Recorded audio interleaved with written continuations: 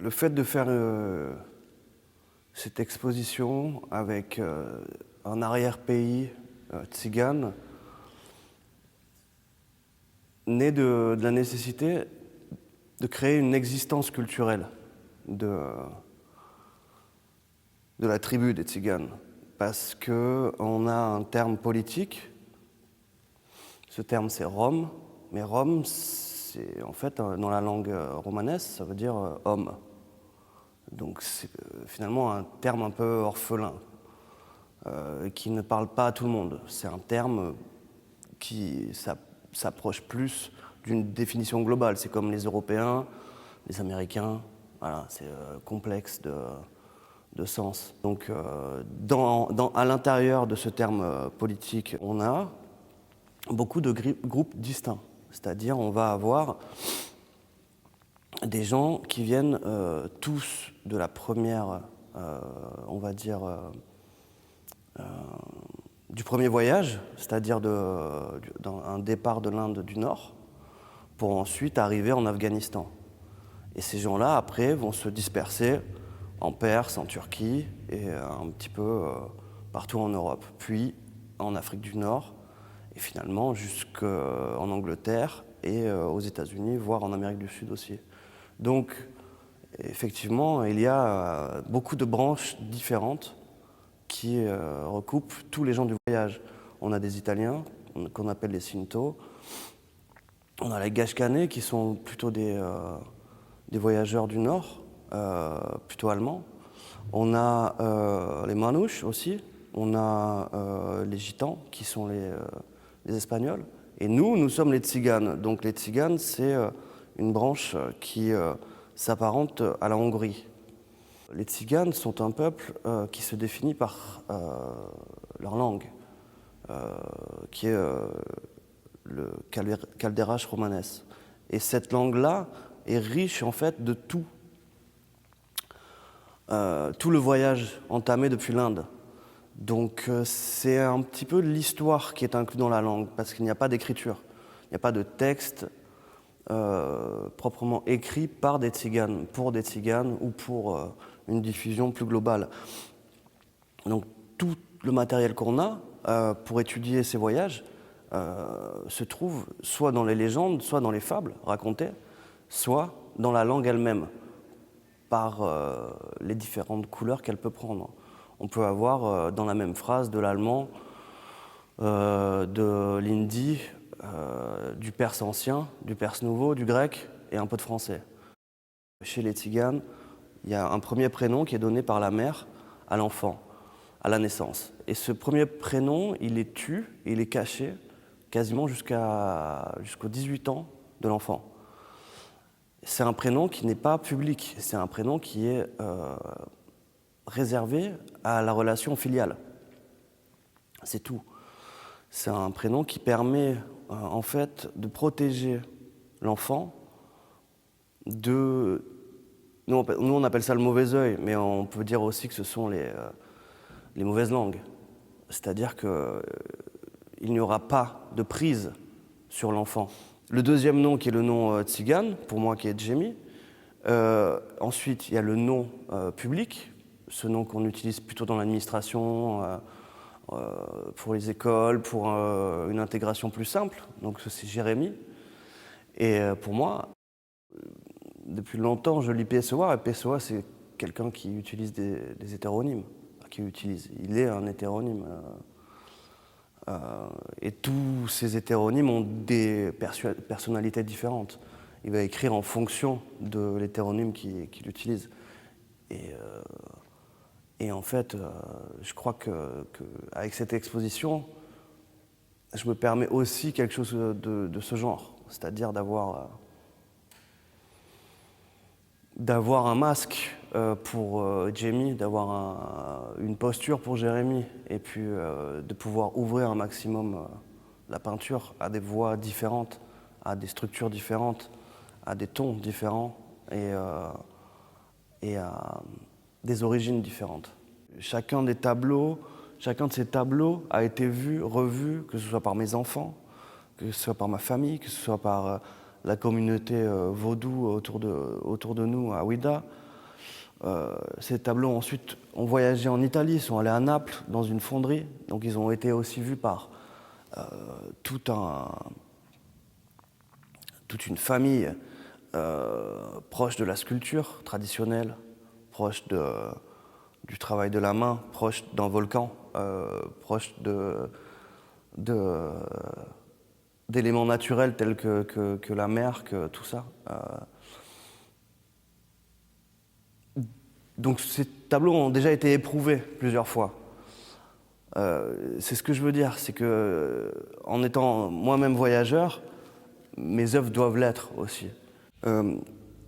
L'idée des assemblages, c'est-à-dire de superposer de la sculpture à de la peinture, qui n'est pas vraiment de la sculpture, mais qui est plutôt du bas-relief, ou parfois du haut-relief, m'est venue à force de côtoyer des temples et des autels.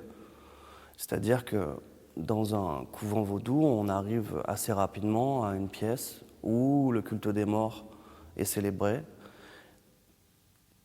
Et pour matérialiser ce culte, on utilise des autels. Et ces autels sont composés d'une pléthore d'objets différents. On peut comparer ça à beaucoup de cultes, hein, que ce soit les orthodoxes ou même les catholiques. Il y a des images en 2 dimensions et des sculptures tout le temps, avec une science de la lumière, voir les vitraux, des bougies, des choses comme ça. Chez ma famille tzigane, on a aussi des autels, on a toujours des saintes avec des photos, des enfants, avec un défunt qui est en noir et blanc, donc on a déjà une confrontation de couleurs, un noir et blanc, une couleur, une photo argentique, une photo numérique, une sainte en plastique, quelques petits coquillages. Et en fait, tout ça crée une énergie assez forte et très populaire, et en fait assez proche de tous. Ces tableaux-là, ils racontent ça. Ils racontent qu'il faut un petit peu se remettre dans l'esprit de l'enfant pour pouvoir créer, en tout cas pour moi. À un moment, il y a eu ce déclic, à force de côtoyer mes enfants au quotidien dans mon atelier. Je les voyais peindre, je les voyais prendre des décisions très très rapides, je les voyais assembler des choses, donc j'ai calqué mon expérience sur eux, et sans le savoir, c'était instinctif. Donc ces tableaux-là, ils engagent à ça aussi. Ils disent que cette structure, ce bronze-là, qui a été utilisé pendant des centaines d'années, plusieurs siècles dans les églises, il va pouvoir côtoyer ce carbone forgé qui est utilisé dans les Lamborghini actuellement. Mais aussi ce plastique quasiment injecté qu'on utilise pour faire des pots de yaourt, vous voyez, ou des moulages industriels, ou fabriquer des chaussures en série. La base de ce tableau, c'est l'image de la Gorgone, donc l'image antique de la Gorgone, avant d'être même Méduse. C'est une image qui a été utilisée beaucoup sur les pièces de monnaie dans l'Antiquité. Donc c'est un petit peu, on va dire, un démon archaïque, c'est un démon commun, c'est quelque chose qui n'a pas une visée, c'est un démon généraliste. Mais c'est un démon rieur. Ensuite, tu as 2 jantes de Mercedes Maybach, ou Maybach, je ne sais pas comment on dit. Ce sont des Mercedes qui sont un petit peu réservées à une élite et dont les jantes sont pour moi quasiment de l'ordre de l'artisanat d'art, parce que c'est quand même quelque chose qui est très très travaillé. Ces jantes sont maintenues par des rats. Ces rats se tiennent les uns les autres par la queue, une sorte de communauté de rats qui accèdent à une certaine richesse. Mais qui sont maintenus par ce crochet de caravane. Donc en fait, c'est assez littéral ce que ça raconte. Et puis ces roues sont en train de fondre, ces jantes sont en train de fondre. Donc finalement, est-ce que ça vaut vraiment la peine ? Le fait que tous ces masques ou visages ou représentations soient de différentes tonalités, représentent différentes humeurs,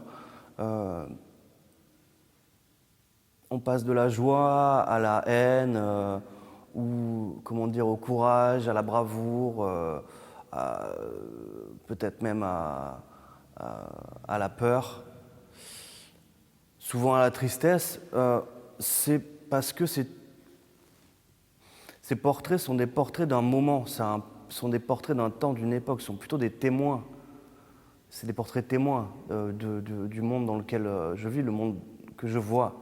Les choses que je ne peux pas exprimer verbalement, je vais les exprimer à travers ces peintures-là. C'est-à-dire qu'il y a une tristesse vis-à-vis de la vision de la perte de contrôle de la nature, de la perte de contrôle des valeurs, de la perte de contrôle des idées. Même si on pleure, même si on verse des larmes, il faut rester droit, il faut rester debout et il faut exister. Toutes ces tonalités d'humeur, elles sont aussi l'humeur qu'on peut regarder, qu'on peut observer chez les enfants. On passe par toutes les émotions du monde en une demi-journée, chez un enfant. Et en fait, c'est ça que je voulais retrouver. C'est-à-dire que nous, on rejoue l'enfance, quand je dis nous, je dis les adultes, sur un temps beaucoup plus long. C'est-à-dire on prend le temps de la haine, on prend le temps de la tristesse, on va déterminer les choses, on va disséquer tout, voilà ce que je veux dire. Alors que pendant l'enfance, il n'y a pas de dissection, les choses elles sont prises comme ça. Donc le fait de travailler un petit peu à la manière d'un enfant, d'une manière capricieuse, c'est aussi ça, le sujet de l'exposition. Parce que pour pouvoir exposer ce genre de peinture où j'ai mis une paire de Nike Cortez à côté d'Ex Voto et d'une représentation d'une tête de buffle africain sur une divinité anciennement indienne, il faut être capricieux, il faut écouter personne, il faut jouer à l'enfant. Le cheval, c'est un animal sacré pour nous. C'est un animal qui, évidemment, nous a permis de travailler et de traverser des lieux et des événements. Les cigarettes, en fait, c'est Papyrusha. Les 4 cigarettes qu'on voit sur ce tableau-là, elles résonnent avec la marque Marlboro. Marlboro, la fin de Marlboro, c'est Oro. Il n'y a pas de hasard. Quand je peignais ce tableau, je tournais ma cigarette comme ça et je tombais sur le Oro. Donc le Oro, cette divinité au Bénin, est une divinité de la nuit qu'on ne voit jamais, qui est interdite à la vue des non-initiés et de la plupart des gens. Donc, je fais un lien entre la fumée de la cigarette et l'encens. Ça permet de comprendre que pour convoquer une divinité, c'est pas l'odeur ou le fait d'allumer quelque chose, c'est simplement que cette fumée-là crée une danse à travers l'air, et c'est de cette danse qui peut plaire ou ne pas plaire aux divinités tutélaires que naîtra une invocation. Le poème qui est présent dans l'exposition, ce poème en romanesque est assez important parce que c'est le début d'un projet de livre que nous entamons cette année avec notre famille élargie, Tsigane, et nous allons passer dans tous les coins de la France pour aller recueillir des mots. Parce qu'on ne peut pas avoir de témoignage tzigane, il n'y a pas de témoignage. Personne ne se livre comme ça. Même entre membres de famille, c'est quelque chose qui est interdit de parler. On ne va pas relater l'histoire des tziganes, les persécutions, etc. Donc au lieu de ça, l'idée était de créer un livre de poèmes. Et en fait, nous, on commence à écrire des poèmes autour de la table qui est un lieu sacré. La table, chez nous, on ne dit pas de gros mots à table, on ne parle pas de business à table, donc c'est réservé vraiment à l'échange. Et sur cette table-là, autour de cette table-là, on peut créer des poèmes. Et ce premier poème a été écrit comme ça, entre guillemets, de la communion, de 4, 5, 6 personnes d'âges différents. Il y avait ma sœur, ma grande sœur, ma nièce, mon beau-frère, un cousin. Et chacun lançait une phrase et cette phrase appelait une autre parce que les traductions, même au sein de la même famille, diffèrent. Donc, le débat commençait à naître. Et sur chaque poème, il y a en fait, comment vous dire, une façon de se mettre d'accord, une conciliation et quelque chose de très beau, qui est un poème écrit à 5 ou 6 voix. L'idée, c'était de caler une présence plus grande que l'espace de l'exposition ici. C'est-à-dire que si on imagine les deux yeux qui sont d'un bout à l'autre, on peut s'imaginer la taille de la présence. C'est-à-dire qu'il fallait arriver à créer quelque chose qui était de l'ordre du inimaginable, en fait, tellement ça peut se déployer. En fait, c'est quelque chose qui permet à l'imagination de se déployer au-delà. Ce n'est pas un all-over, parce qu'on ne pourrait pas répéter, ce n'est pas un motif répétitif. C'est simplement une fenêtre sur quelque chose de beaucoup plus grand qui est derrière et qui appelle peut-être à des tableaux plus grands pour la suite.